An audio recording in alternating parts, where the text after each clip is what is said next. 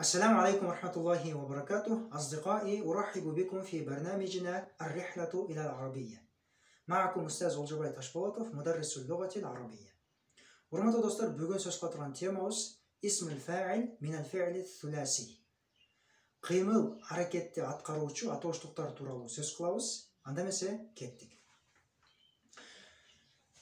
Биз бүгүн ала турган этиштер бул 3 тамгадан турган этиштер экен.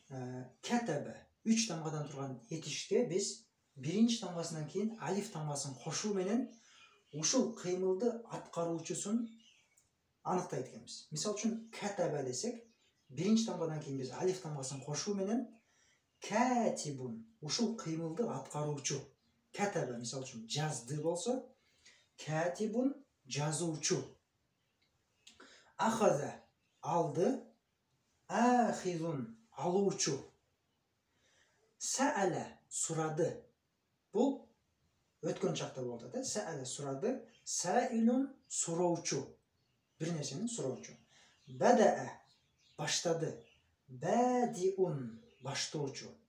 Демек, урматтуу достор, 3 тамгадан куралган этиштерге биз алиф тамгасын биринчи тамгадан кийин коюу менен ошол кыймылды аткаруучуну аныктайт экенбиз. Эми биз таштиттүү этишке көңүл буруп көрөлү. Радда экинчи тамгасы көрүп атасыңар таштит болуп атат.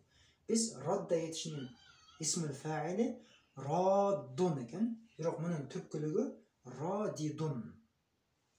Вадаа вадиун, баа баиун, гала галин. Акыркы тамгасы орулуу болгондуктан биз касра менен аяктап атабыз. Өзү бул галиюн деген этиш экен, бирок акыркы тамгасы орулуу болгондуктан ал кыскарып кетет. Урматтуу достор, бул исмул фаил, ошол кыймыл аракетти аткаруучу атооштук ар дайым ушул алиф тамгасы кошуу менен биз аны аныктай алат экенбиз. أتمنى أن تستفيدوا من هذا الفيديو أصدقائي. Урматтуу достор, бул видео сиздерге пайдалуу болду деп үмүттөнөм. Эмки сабактардан амандашканча, ассаламу алейкум ва рахматуллахи ва баракатух.